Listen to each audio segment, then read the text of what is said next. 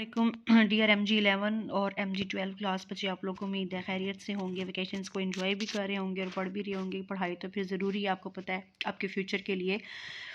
तो अब आगे बढ़ने से पहले हमारा स्ट्रक्चर ऑफ मेटल जो है वो काफ़ी समझाने वाला टॉपिक है। तो ऑनलाइन अक्सर बच्चों के पास नेट अभी भी स्टिल अवेलेबल नहीं है, सो मैं कॉलेज में ही करवाऊँगी। और उसके अलावा वो काफ़ी लेंथी टॉपिक है, वैसे तो उसमें से शॉर्ट क्वेश्चन आते हैं, लेकिन अभी MG12 का मॉलिक्यूलर सॉलिड और MG11 का स्ट्रक्चर ऑफ मेटल जस्ट रह गया है, वो मैं कॉलेज ओपन होते ही करवा दूँगी। आज हम स्टार्ट करेंगे 5th चैप्टर जो कि एटॉमिक स्ट्रक्चर है। लेकिन 5th चैप्टर स्टार्ट करने से पहले बेटा, मैंने ये शॉर्ट वीडियो थोड़ी सी पहले बनानी थी ताकि मैं आप लोगों को जो है अपना मैसेज ईज़िली कन्वे कर सकूं। बच्चे, जैसा कि आपको पता है कि 4th चैप्टर में 2 पोर्शन थे, एक सॉलिड पोर्शन था और एक लिक्विड पोर्शन था।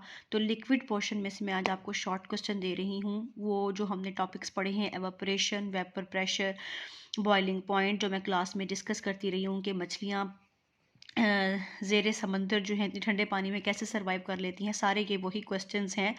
और एवापोरेशन, कूलिंग कैसे काज करता है, ये वो चैप्टर नंबर 4 का लिक्विड पोर्शन, उसका क्वेश्चन नंबर 5 पूरा, क्वेश्चन नंबर 14 पूरा। इनके 4 जुज़ हैं, 2 नंबर के सवाल में। ये बोर्ड के पेपर में लाजमी आए हुए होते हैं। मैं आपको बता रही हूँ कि बोर्ड का पेपर इसी में से ही आएगा। बच्चे इसको याद करें और विद इन 1 आवर जो है मुझे टेस्ट लिख कर भेजें लाजमी। तो 5th चैप्टर जो है ये बहुत ही इंटरेस्टिंग और बहुत ही आसान है। इसलिए भी आसान है क्योंकि 9th-10th में आप इनके बारे में पढ़ चुके हो। बेटा, एटॉमिक स्ट्रक्चर इस चैप्टर का नाम है और इसका पहला टॉपिक 3-4 लाइनों का एक पैराग्राफ है जहाँ पे लिख रखा है सब एटॉमिक पार्टिकल्स। और वहाँ पे वो बताएगा कि मैटर जो है, एटम जो है वो मैटर का पार्ट होता है और एटम के अंदर कुछ पार्टिकल्स होते हैं। लेकिन अब पता चला है कि इन पार्टिकल्स के अलावा, फंडामेंटल पार्टिकल्स के अलावा और भी बहुत सारे पार्टिकल्स हैं। इलेक्ट्रॉन, प्रोटॉन और न्यूट्रॉन को तो फंडामेंटल पार्टिकल्स कहते हैं, लेकिन इसके अलावा भी हैं। और फिर हमारे पास टॉपिक आएगा नेक्स्ट, जो कि लॉन्ग क्वेश्चन में आ सकता है, डिस्कवरी ऑफ इलेक्ट्रॉन या कैथोड रेज। तो बच्चे, इसके लिए हमारे पास क्या होगा कि सबसे पहले आपने ये डायग्राम बनानी है, उसके बाद आप अपरेटस लिखोगे और उस अपरेटस के बाद प्रोसीजर लिखोगे। बहुत ही आसान है, आप मैट्रिक में भी ये कर चुके हो। बेटा, एक ट्यूब लेनी है आपने और वो ट्यूब जो होगी उसके अंदर जो है वो आप कह सकते हैं the tube has 2 electrodes, 1 electrode is called the cathode and other electrode will be called as the anode. मतलब एक को आप कैथोड कह सकते हो और दूसरे को आपने क्या बोल देना है। बेटा, ये जो है ये आपके पास जो है वो कैथोड है और बच्चे ये वाली जो चीज़ है आप इसको एनोड बोल सकते हो। इसके अलावा ट्यूब के दूसरे सिरे पर जो है वो इलेक्ट्रोड्स जो हैं दोनों तरफ से एक आप कह सकते हो कि वोल्टेज के साथ, जिसे आप लाइट भी कह सकते हो, वोल्टेज के साथ, हाई वोल्टेज के साथ उसको आपने कनेक्ट कर देना है।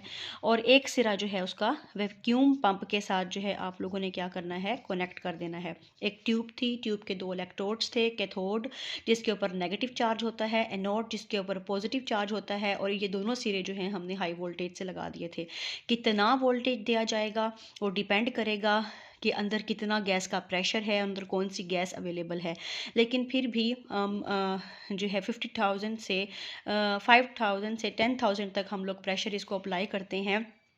उसके बाद होता ये है, वोल्टेज जो है हम लोग क्या करते हैं कि हम लोग हाई वोल्टेज अप्लाई कर देते हैं और हाई वोल्टेज अप्लाई करने से लाइट गुजरना शुरू हो जाती है। और ऑब्जर्व ये किया गया कि कुछ रेस जो थी वो ऑपोजिट टू कैथोड एनोड की तरफ मूव करना शुरू हुई। जब हमने यहाँ से वोल्टेज अप्लाई किया, इलेक्ट्रिक सर्किट को ऑन किया, तो हमें ये पता चला कि यहाँ से कुछ कैथोड रेस जो हैं, या हम कह सकते हैं कुछ शुआएं जो हैं वो निकलना शुरू हुई और वो कैथोड के ऑपोजिट थी और पॉजिटिव की तरफ जा रही थी। ठीक है, और जब वो उसके गई हैं, ऑपोजिट टू कैथोड गई हैं, तो जहाँ पे जाके वो स्ट्राइक हुई हैं वहाँ पे ग्लो पैदा हुई है, रोशनी पैदा हुई है। अच्छा, किस तरह की ग्लो पैदा होगी वो डिपेंड करेगी कि अंदर किस तरह की गैस यूज़ हुई है। Which type of glow is produce will be depend upon the nature of the gas which is produced, which is available या which is present in the, हम कह सकते हैं, डिस्चार्ज ट्यूब। सो बेटा यहाँ पे सिंपल 3-4 चीज़ें ये थी कि अपरेटस हो जाएगा, प्रोसीजर हो जाएगा। सबसे इम्पोर्टेंट बात ये होनी है कि कुछ रेस जो हैं ऑपोजिट टू कैथोड जो हैं एनोड के पास गई हैं, क्योंकि ये कैथोड से ओरिजिनेट हुई हैं और कैथोड से ओरिजिनेट हो के ये स्ट्राइक कर रही हैं वॉल पॉजिटिव के ऊपर।